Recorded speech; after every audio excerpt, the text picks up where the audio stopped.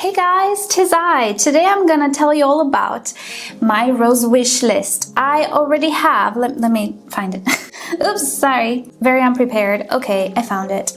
So I have already the list with what I want to order from Town Centrum Lottum because the season is gonna open very soon. So I'm not gonna go through all of the list because we're gonna be here until tomorrow, but I'll give you some highlights of maybe roses that you don't have, maybe you didn't hear of. I recently discovered a channel on YouTube called Fragrant Roses. I'll link it to it down below.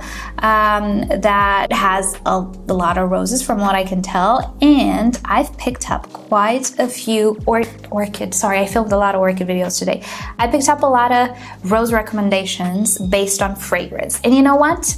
After, having these months with my roses, I figured that I want fragrant roses, no matter how pretty, the roses are. If they're not fragrant, it's just not.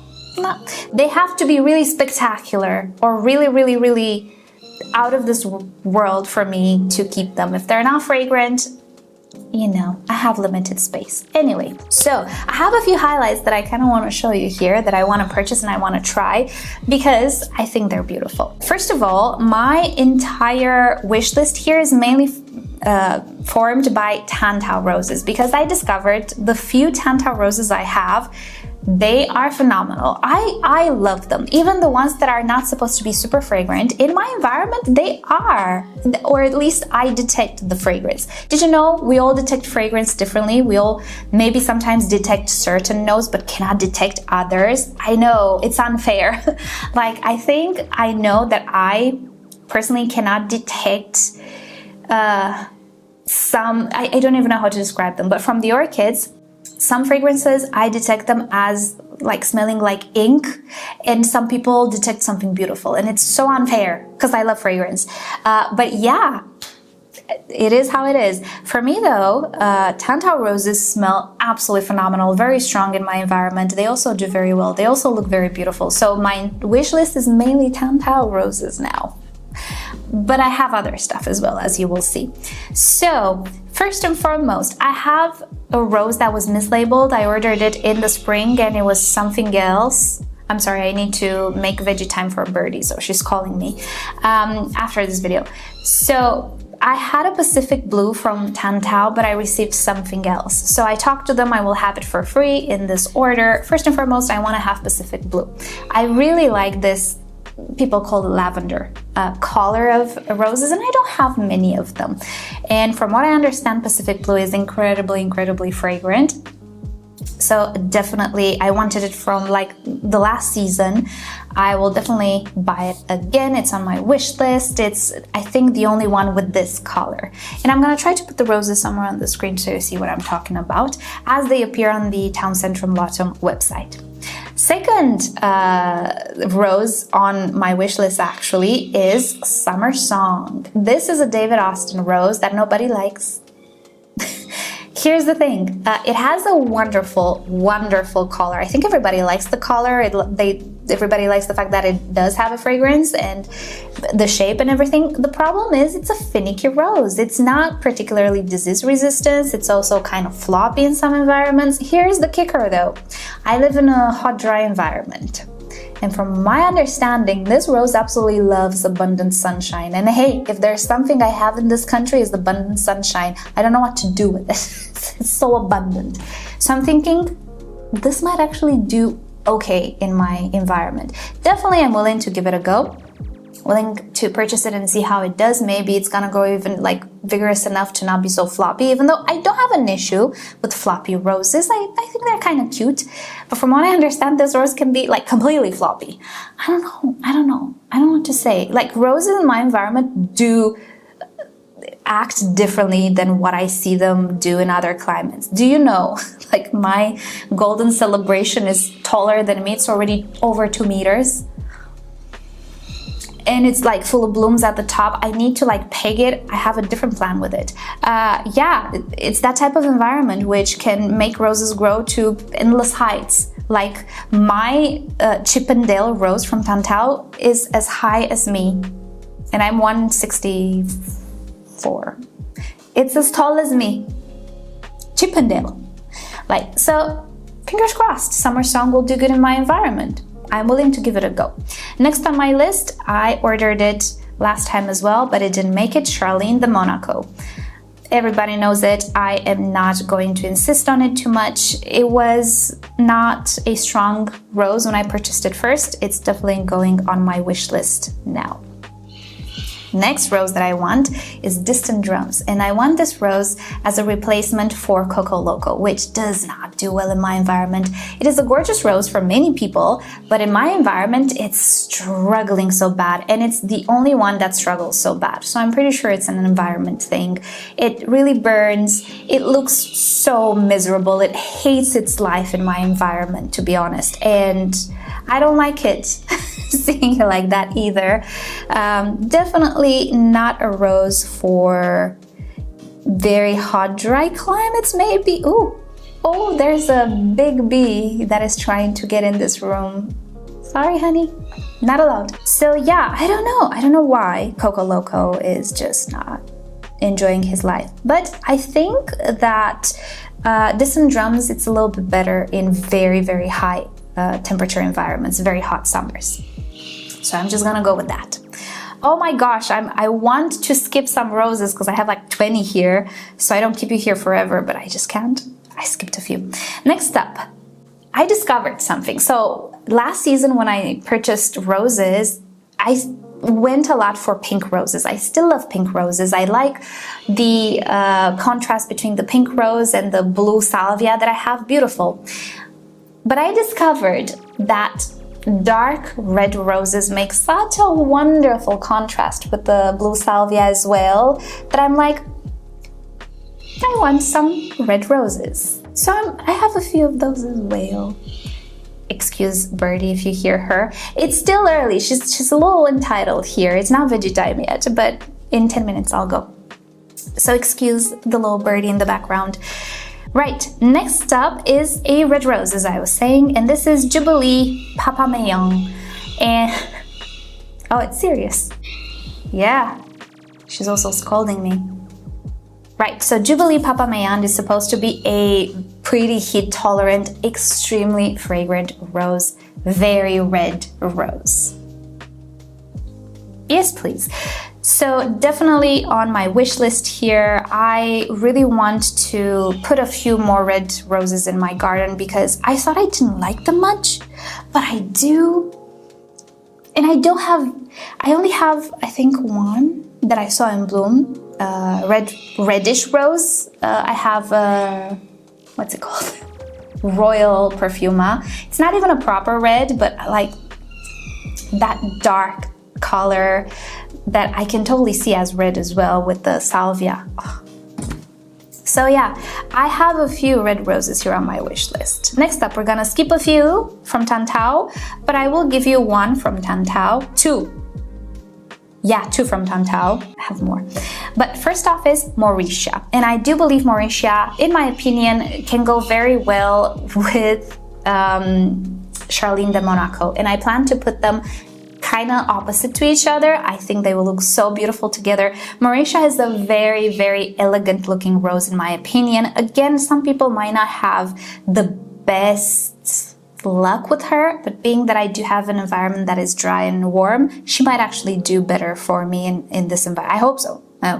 She's also supposed to be fragrant, and one that we know for a fact is fragrant, and I don't know how I missed it in my first order, Fragrant Cloud. It's a classic from Tantau. It has an amazing color. It has like a corally type of color, which again, I didn't think I liked these bold colors, but I do. I love them so much. It's gonna be in my garden. I don't know how Fragrant Cloud totally missed my first orders, but I'm gonna get it now. Another type of rose that I don't have in my garden, and I have, I think, two in this wish list, are white roses. Again, not my favorites. They can get stained and burned pretty easily in this environment. And I find that white roses don't necessarily seem to have like the best fragrances, maybe. Certainly not as good as like the darker ones. But I have 2 on this list. I'm only gonna share with you one that is a new one that I learned about, Margaret Merrill. And it's a beautiful white rose. I think it's a hybrid tea that is supposed to have a wonderful, strong fragrance. So I want to have some white roses. I put it on the wish list. I'm gonna get it. Another one that, again, I can't believe I missed in my first orders because I was looking for it. It was in the time that I didn't know these roses have like 7 names. And each nursery will use a different name. Mum in a Million. I wanted to purchase it like in the spring. I didn't find it. Guess what? I didn't find it because it is also called Gita Renaissance from Paulson. Who would have thought? Who would have knew? Yeah, Town Centrum Lotum has it under that name. I'm gonna purchase it now in this order. Next up, another one that I didn't know about, Sophie Rochas. It looks so amazing. I saw a few videos on it. In warm temperatures, which I do believe it will tolerate, it can grow very tall and archy. So I think in the same manner as Golden Celebration, I can peg her a little and create like a shortish type of a climber situation, not really a climber. I think it's gonna look nice on the outside, if you will, of the garden, on the fence. I think it's gonna look very nice spilling over the fence. Very nice. And Gita Renaissance is Sophie Rochas is not really white, but it has a light color. Next, Beverly, August Louise, you know these guys, Heidi Klum, just Joey. I want to have just Joey as a standard tree. Another thing that I discovered I like are standard trees. And that's because I can create this like short, tall type of a situation, and I can put more roses in. So I have a few standard trees as well. Just Joey is one of them, supposed to be really fragrant, peachy colored, beautiful. Twilight Zone. Another thing I discovered with roses is that I like dark purple roses. Who'd have thought? I generally don't like dark purple. I like dark purple roses such as Eptide very much. Might as well get Twilight Zone as well because it is dark purple, but it has the name of one of my favorite movies as a kid. You unlock this door with the key of imagination. I know, Twilight Zone. I was watching Twilight Zone as a kid. Yes. Why wouldn't I? Anyway, very scary at times. Maybe not for kids, but I watched it because why wouldn't I? So yeah, just because of the name and the color as well, I need to have it. Next up, here we go into I'm not sure. Gertrude Jekyll. People really want me to get Gertrude Jekyll. The problem is I don't know what to do with it. 1, I do have many other roses in that color. 2, I think I have other roses that smell similar to it. 3, it's a bit of a climber, and I'm in a situation where I'm not sure what to do with climbers.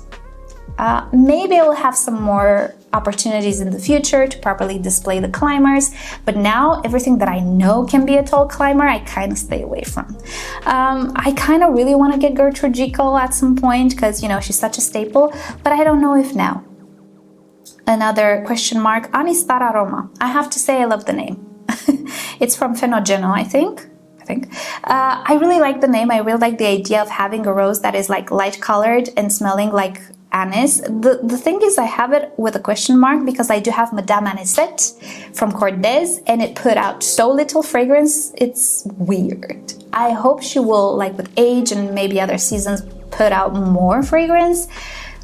But I don't know. So I don't know if it's my nose that doesn't detect the anise fragrance or it's my environment or I don't know. I don't know if the anise fragrant roses are okay for me, which is a pity. So I'm not gonna fault the rose itself, but maybe I have an issue with detecting anise fragrances. I don't know. So that's why she's a question mark. Another question mark, Souvenir at the bottom. It all has to do with the space allocated in my garden. Souvenir looks pretty, but maybe not pretty enough. It looks a little bit like Eden, right? And I already have the arch and everything for Eden. I don't know if I want it. Right, and the last rose that I have on my wish list is a question mark, but I think I'm gonna purchase it. And by the way, I just had to change batteries if the angle is weird or different, that's why. Right, so the last rose that I wanna purchase is another red one. As I was saying, I want a few red roses, and this one looks very nice, very red. This is Windschoten or Duft Festival or Some of you might recognize it by the name Red Parfum de Provence. I know. Many names, many names. Why so many names? So this is another one from Mayand. I am hoping it's gonna do good in a warm environment. I think it will. It looks like it will. To be fairly honest, even in the hottest period, even the David Austins, they did good. They did okay.